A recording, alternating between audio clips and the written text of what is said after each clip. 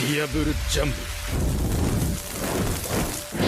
Yo les bros, aujourd'hui on se retrouve pour une vidéo très particulière. Il s'agit là d'un avant-goût d'une autre très grosse vidéo que j'écris depuis plus d'1 mois sur les futurs combats de la guerre d'Onigashima. L'écriture est très longue et compliquée puisque chaque affrontement se veut être un minimum réfléchi et travaillé. Cependant, je vois enfin le bout de ces longues semaines d'écriture. C'est justement en arrivant au bout du script, soit l'ultime combat opposant l'Alliance à Kaido, que je me suis rendu compte que ce passage bien précis doit être traité individuellement tant son importance est grande et l'histoire captivante. Ainsi, dans cette vidéo, nous pourrons nous concentrer entièrement sur l'affrontement final de cet arc de Wano, donc face à Kaido, tandis que la deuxième partie se concentrera sur tous les autres combats principaux qui opposeront l'alliance pirate Samurai Minx à l'équipage de Kaido et Orochi. La deuxième partie étant une très grosse vidéo, il faudra patienter quelques semaines avant sa parution, bien évidemment. Pour l'heure, découvrez dès à présent les secrets et le déroulement d'un combat décisif à l'aube d'un cataclysme qui changera la face du monde.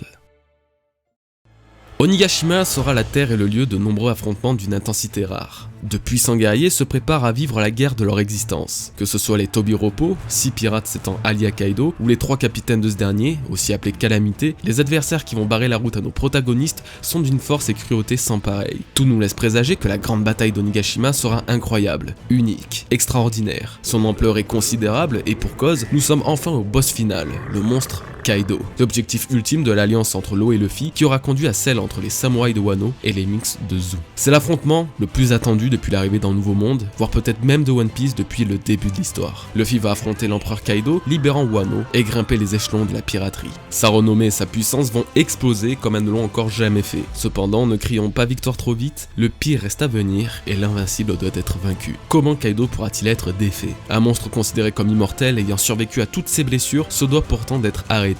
Malgré tous les titres que l'on peut lui trouver, Kaido n'est qu'une étape supplémentaire à franchir pour Luffy qui le rapprochera encore un peu plus du titre de roi des pirates. Des entités d'apparence imbattable, il en a déjà battu, et c'est justement sur eux que nous allons nous focaliser pour analyser le déroulement de ces combats et prédire quel scénario Oda pourrait adopter dans le duel contre Kaido. Quand Kaido est apparu pour la première fois, je me suis dit que Luffy ne pourrait pas encore battre un adversaire si puissant, et je ne sais toujours pas comment Luffy battra Kaido. Probablement que mes lecteurs ne seraient pas satisfaits si la raison pour laquelle Kaido est battu est simplement par un coup de poing surpuissant de Luffy. D'une façon ou d'une autre, Luffy et moi devons trouver une solution. Ce sont les paroles d'Oda dans une interview datant de 2017. À ce moment-là, le combat opposant Luffy et Kaido était très loin de se dérouler de façon habituelle dans l'esprit du mangaka, ce qui démontre une fois de plus que cet affrontement va briser les codes de One Piece. En partant de ce principe, j'ai cherché de mon côté les combats ayant également bousculé les habitudes dans l'espoir d'entrevoir le futur scénario qu'Oda pourrait choisir en cette fin d'arc. 2. Il y a 2 combats qui n'ont absolument rien à voir avec les autres. Le démon des terres gelées Oz fut le premier ennemi nécessitant toute la puissance réunie des Mugiwara pour en venir à bout. N'étant qu'un pantin de Gecko Moria, il a cependant donné bien du mal au futur équipage du roi des pirates qui aura fini par en venir à bout. Douglas Bullet, l'antagoniste principal du dernier film One Piece Stampede, supervisé par Eiichiro Oda. La même composition s'y retrouve, sauf que cette fois-ci ce n'est pas seulement les Mugiwara mais également les Supernovas et d'autres alliés de Luffy qui l'aideront à vaincre cet adversaire invincible. Nous reviendrons sur les événements de ce film en fin de vidéo pour appuyer le reste des hypothèses. Pour l'instant, concentrons-nous plutôt sur les événements de Thriller Bark, événements qui auront bien plus d'importance et de lien avec Wano Kuni que vous ne pourrez oser l'imaginer. Thriller Bark, le plus grand bateau au monde, a été le théâtre d'affrontements dantesques entre les zombies de Moria et l'équipage des Mugiwara. Nous étions plongés dans l'ancien monde de One Piece avec la présence de personnages antiques, voire même légendaires, ayant créé leur histoire plusieurs dizaines à plusieurs centaines d'années auparavant. C'est Oz qui nous aura sans doute le plus marqué de par son histoire et la puissance nécessaire pour le vaincre. Le déroulement de ce combat était bien précis et c'est exactement celui que je vois être utilisé par Oda contre Kaido. Il s'est déroulé en plusieurs phases et chapitres. Au chapitre 470, le combat débute entre Oz et les Mugiwara. Seuls Luffy, Nami et Usopp manquaient à l'appel, mais tout porte à croire que leur présence n'aurait rien changé tant la défaite fut écrasante pour l'équipage à la fin de ce même chapitre. Après s'être remis sur pied, le combat reprend avec un nouveau travail d'équipe et une stratégie différente. Les Mugiwara exploitent les divers points faibles d'Oz et parviennent à lutter beaucoup plus longtemps et efficacement. Malheureusement, l'équipage subit une nouvelle défaite au chapitre 478. Seuls Nami et Usopp, une nouvelle fois, étaient encore en état de combattre, sauvés in extremis par Luffy et sa nouvelle forme Nightmare. C'est ce power-up incroyable de Luffy Luffy en assimilant sans ombre, multipliant considérablement sa puissance, qui lui aura permis de prendre enfin le dessus sur Oz et d'entrevoir ainsi une lueur d'espoir d'une victoire sur ce mastodonte. Mais Oz se relève une dernière fois, alors que tous étaient déjà à bout, les forçant ainsi à prendre part à un ultime combat face à ce démon. La coopération entre chacun des Mugiwara, autant qu'ils soient, ont permis de vaincre définitivement Oz au chapitre 480, après un combo des plus incroyables. Ce schéma-là de combat d'équipe avec plusieurs phases de défaite avant d'obtenir la victoire a toujours été celui que j'ai imaginé pendant l'affrontement contre Kaido. Mais au final, pourquoi l'arc de Thriller Bark aurait cet impact sur le scénario de Wano Kuni? Il est évident que je ne l'ai pas choisi par hasard, mais bien pour le lien profond qu'il possède avec Wano Kuni, au point d'en être quasiment une extension. Kaido fut introduit pour la première fois par Moria qui explique avoir subi une défaite face à l'empereur en perdant tout son équipage, cultivant désormais une véritable haine contre lui. Nous apprenions récemment que cette bataille eut lieu sur Wano Kuni. Moria, avec le pouvoir de contrôler et retirer les ombres, les donne à ses zombies pour se créer une armée. Orochi craint le retour des 9 fourreaux rouges pourtant considérés comme morts suite à la prophétie de Toki annonçant la vengeance des 9 ombres.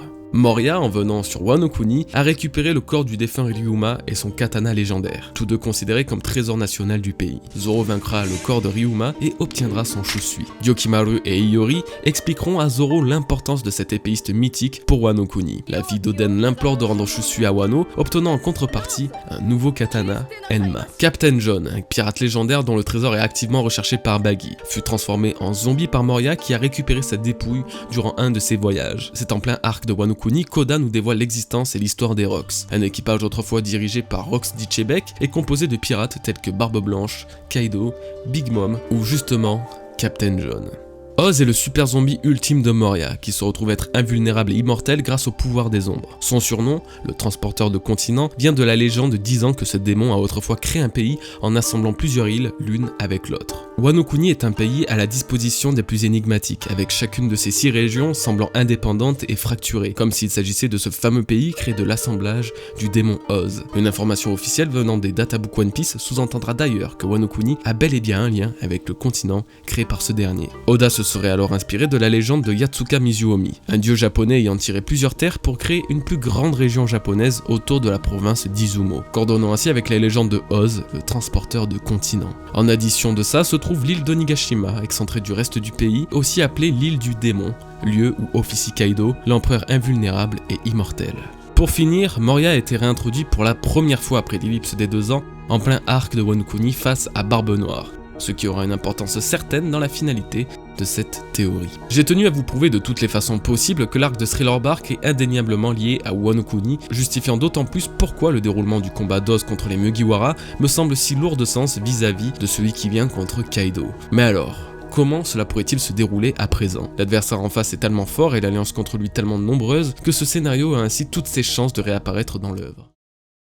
La première phase mettrait en avant de grands noms de la guerre, en lien avec Kaido contre ce dernier, tels Marco, Kinemon, peut-être Yamato même, et j'en passe. Il se peut également que ce soit plus simplement l'équipage des 3 supernovas réunis, soit celui de Luffy, Law et Kid, qui soit à la tête de cette attaque. Tout comme le tout premier combat contre Oz, le groupe manquerait de coordination, d'harmonie. Ce manque de stratégie signerait leur première défaite, nécessitant une réflexion sur les points faibles de l'empereur à exploiter. Le combat reprend. Cette fois-ci, seuls Luffy, Zoro, Law, Kid et Killer prendront l'assaut contre Kaido. D'autres supernovas pourraient rejoindre le combat tels Hawkins, Drake ou encore Apu si ces derniers décident de se rebeller contre leur capitaine. C'est dans cette deuxième phase que les points faibles de Kaido seraient exploités et son invulnérabilité commencera à se briser. Luffy utilisera le haki de l'armement avancé, le Ryuo qu'il a appris durant son récent entraînement visant à briser les écailles de l'empereur. Zoro également aura son rôle à jouer en tant que possesseur du Enma qui, d'a priori, est la seule lame à avoir blessé Kaido. Son but ne sera donc pas de tuer Kaido mais bien de l'affaiblir, de créer une brèche et briser son invulnérabilité. Alors que l'Alliance pense enfin avoir le dessus sur l'empereur, ce dernier se relève. Cela n'aura pas été suffisant, malgré les blessures de Kaido l'ayant rendu plus vulnérable, il prend le dessus avec sa puissance dévastatrice sur le reste des supernovas. Seul le trio Luffy, Law et Kid resteront sur pied. Chacun usera de son dernier souffle de vie pour combattre le monstre face à eux une dernière fois. Ils utiliseront leur technique ultime et c'est ici que Luffy développera sa nouvelle forme, sa nouvelle transformation. Basé sur l'éveil de son fruit du démon, ce nouveau gear sera un condensé de toutes les autres formes de Luffy, il s'agira là de sa technique ultime. Après une démonstration de puissance et un travail d'équipe entre les survivants, Kaido tombera enfin à terre, signant la victoire sur l'empereur au 100 bêtes, ou presque.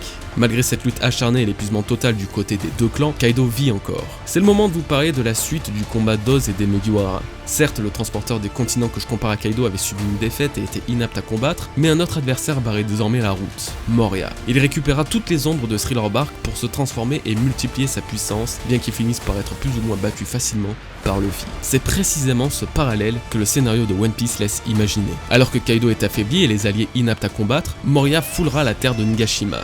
Mais il ne sera pas seul. Sa compagnie sera marquée par celle de Barbe Noire. En effet, Moria aura accepté la proposition de Teach à rejoindre son équipage. Revenant ainsi sur Wano Kuni pour la première fois depuis sa défaite face à Kaido, l'ancien Shichibukai cherchera à prendre sa vengeance contre ce dernier qui aura exterminé son équipage. Sa haine contre lui, il la cultive encore lorsqu'il parlait du danger du nouveau monde à Luffy et la douleur que procure la perte de ses Nakama, chose ayant rendu totalement fou Moria. Ce sera donc le moment pour lui de contribuer à la mort de son pire ennemi, mais par-dessus tout, à Barbe Noire de supprimer aisément un de ses plus grands adversaires. Ce dernier est systématiquement présent dans toutes mes théories sur la fin de Wano Kuni, car de nombreux indices laissent suggérer que le prochain déplacement de Marshal D. Teach soit durant la guerre de Nigashima. En parallèle à la dernière grande guerre, Teach viendra confirmer sa position d'empereur du Nouveau Monde et démontrera l'écart d'ambition et de volonté entre lui et le reste de ses adversaires. L'opportuniste qu'il est viendra clore une bataille qui ne le concernait pas pour en précipiter une autre, celle du One Piece.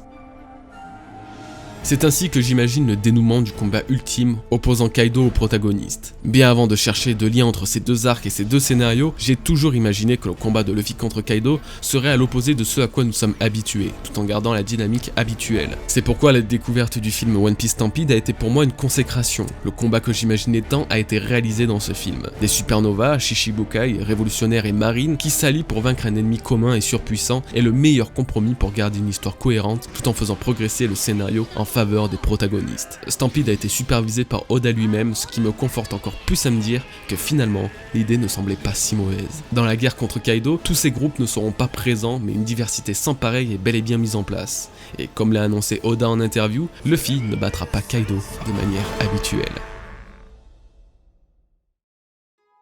J'espère que cette vidéo vous aura plu les bros. Si c'est le cas, n'hésitez pas à y laisser un pouce bleu et à vous abonner à la chaîne si ce n'est déjà fait. Comme annoncé en début de vidéo, il s'agit là que des prémices d'une plus grosse vidéo sur les combats en général sur Onigashima. Faisant pas loin de 20 pages, vous vous doutez bien que la durée de cette prochaine vidéo dépassera largement la moyenne de la chaîne. Une théorie aussi grosse que celle de Kaido que je viens de vous dévoiler méritait donc amplement une mise en avant individuelle et particulière. En attendant la suite, je vous invite à me rejoindre sur mon Discord et mon Twitter. Les liens sont en description. Merci à tous d'avoir suivi cette vidéo. Portez-vous bien et à la prochaine.